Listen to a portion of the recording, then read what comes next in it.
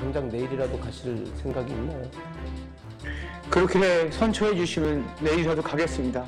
모두가 동등해야 된다는 얘기입니다. 여러분 아시다시피 지금껏 병역을 면피한 수많은 권력자들의 아들들이 저처럼 다 입국 금지 당했죠. 사회적으로 비난받고 매장 당했죠. 추방당하고 공공의적으로 몰렸지요. 거짓 언론으로 매도당하고 인생이 힘들게 됐지요. 단 한 명도 없습니다. 대한민국 역사상. 한 행동에 비해서 너무나 이제 가혹한 제재를 받았다라는 거에 대해서 유승준이라는 용어를 쓰고 싶지 않습니다. 스티브 유라고 생각하고 있습니다. 왜 그러냐면은 스티브 유는 한국 사람이 아니고 미국 사람입니다.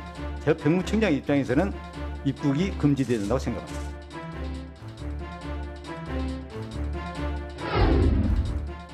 한국행 비자 3번째 거부당했습니다. 유승준. 왜일까? 여기서 왜는 왜 거부당했을까도 있고요. 유승준 씨는 왜 이렇게 한국행 비자를 원하고 있을까? 이것도 될 것 같습니다. 화면 좀 보죠. 그동안 과정을 짧게 요약을 한 내용이에요. 2015년부터 시작해요. 당시에 비자 신청을 했어요. 재동표 체류 자격 비자 신청. 근데 거부됐죠. 그리고 소송이 들어갑니다. 근데 그 소송이 2019년에 승소해요. 근데 그 이후에 다시 비자 신청했는데 거부됩니다. 또 소송돼서 또 승소를 해요. 2013년에. 그리고 최근에 다시 신청했는데 또 거부된 거예요. 3번에 걸쳐 거부된 건데 안지성 변호사? 예. 재판에서 2번 이기지 않았어요? 맞습니다. 그냥 이긴 것도 아니고 사실 대법원까지 가서 이겼습니다. 근데 비자 발급 신청이 또 거부가 된 거네요? 이게 사유를 살펴보면은 2차 거부, 이 종전의 거부 처분이죠. 예. 2차 거부가 난 시점 이후로부터 예. 어떤 사정, 그걸 구체적으로 어떤 사정이라고 이제 명시하고 있지는 않습니다. 예. 근데 그러한 어떠한 사정이 대한민국 공공의 이익을 좀 저해할 우려가 있다. 지금 이 비자를 다루는 게 이제 LA 총영사관이잖아요. 그 예. 화면으로 정리된 거 좀 보겠습니다. 입장이 좀 소개가 돼서 있는데 이걸 좀 보면서 설명해 주세요. 예. 여기 보면 비자 발급 거부 이유예요. 뭡니까 맞습니다. 저게?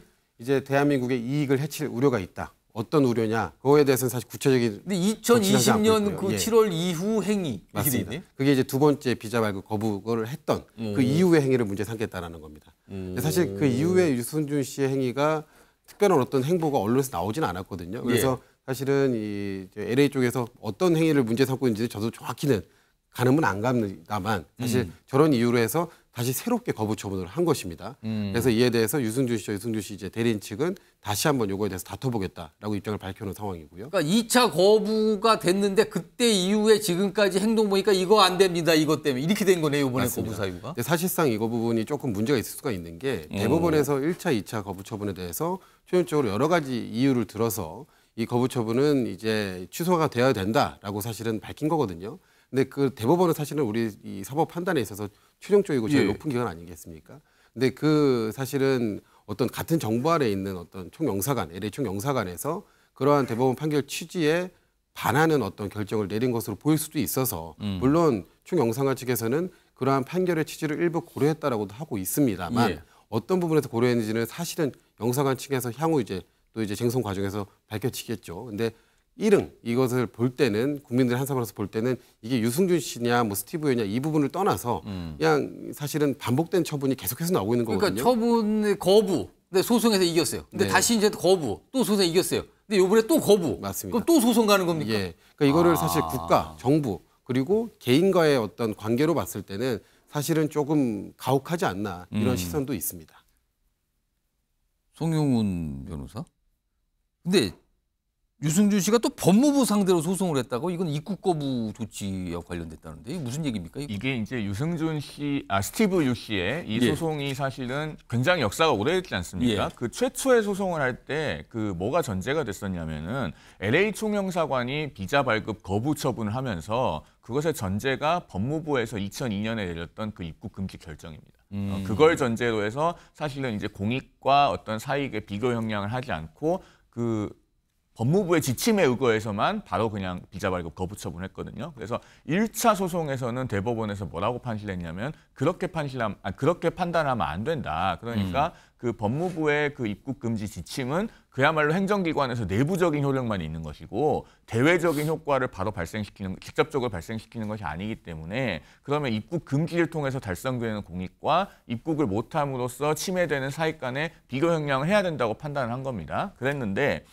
그러고 나서 이제 대법원에서 판결이 확정되니까 비자 발급을 신청을 하고 2차 거부 처분을 예. 했잖아요. 그때는 이제 비교 형량을 나름대로 해서 입국을 하면 우리 국익을 해친다라고 판단한 거예요. 그래서 또 죄송합니다. 또 소송을 하니까 대법원에서 이거 잘못됐다라고 해서 판결이 확정이 됐습니다. 그런데 또 지금 거부 처분을 하니 지금은 입국 금지가 계속 유지되는 상태입니까? 그 법무부의 지침은 지금도 유지되어 있습니다. 그래서 스티브 유씨 쪽에서는 그걸 문제 삼는 거예요? 그렇습니다. 이 입국 금지 자체를 다퉈야지만 내가 대한민국에 들어갈 수 있는 것이 아니냐. 그런 차원에서 그 소송의 대상을 법무부까지 추가를 한 걸 보입니다.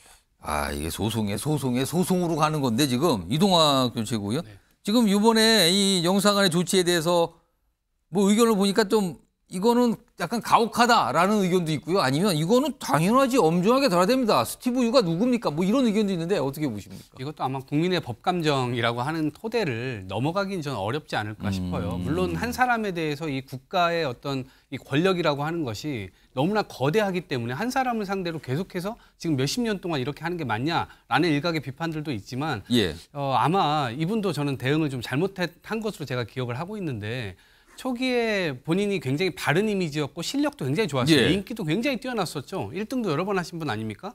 저희 송영문 변호사하고 저하고 청소년기 때 저 굉장히 좋아했던 가수였습니다. 근데 이분 지금 20대일 때 가수를 하다가 지금 이제 아마 거의 50대가 다 돼가는데 이게 가혹하다라고 볼 수도 있지만 이분이 중간에 어떤 이 민심을 돌리고자 사과를 또 했던 적이 있었어요. 그런데 그 사과를 하는 과정에서 마이크가 꺼지지 않았는데 그 뒤에 남아있는 스태프들과의 대화가 또 된 거예요. 그러니까 그 사과가 결국 뭐야 진정성 없는 거 아니야? 우리를 뭐 놀리는 거야? 이렇게 이제 반응이 이어지다 보니까 국민의 법감정이나 이런 것들이 훨씬 더 좀 가혹한 쪽으로 지금 몰려간 것이 아닌가 싶고 그것들을 일정 부분 뭐 영사관이라든가 이런 데서는 반영할 수밖에 없는 거 아닌가 이런 생각입니다. 스티브 유 보면은요, 지금 재외동포 비자거든요. 근데 화면 좀 보겠습니다. 이게 관광 비자로 입국해도 되는 거 아니냐 이런 의견인데 그거에 대한 설명이 있는데 다른 사증으로 소송 시 뭐 적법성 자체가 문제될 가능성이 높아서 뭐 재외동포 비자건으로 소송한다. 뭐 이런 의견까지 나왔다고 합니다.